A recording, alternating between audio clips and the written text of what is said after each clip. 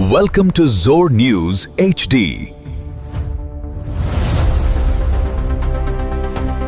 रुके हुए वाजिबात की अदायगी शाह नकदर के शहरियों का जंग आकर असिस्टेंट कमिश्नर से इजहार तशक्कुर।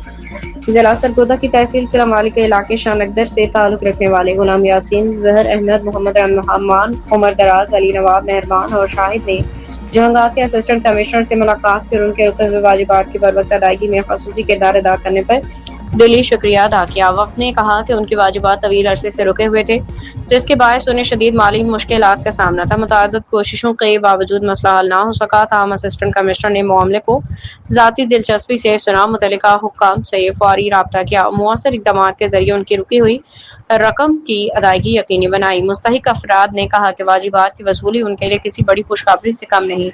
उन्होंने असिस्टेंट कमिश्नर फर्ज शनासी, अवाम दोस्त रवैये, दयानतदारी और फौरी कार्रवाई को सराहते हुए कहा कि ऐसे बासलाहियत मुखलिस अफसरान ही अवाम के मसाइल को हकीकी मानों में हल करते हैं और सरकारी अदारों पर अवाम का एतमाद मजबूत बनाते हैं। आखिर में गुलाम यासीन, जहर अहमद, मोहम्मद रहमान, उमर दराज, अली नवाब मेहरबान और शाहिद ने असिस्टेंट कमिश्नर की सेहत कामयाबी और मजीद अवामी खिदमत के लिए नेक तमन्नाओं का इजहार करते हुए कहा कि वो उनके इस ऐसे इक़दाम को हमेशा कदर की निगाह से देखेंगे।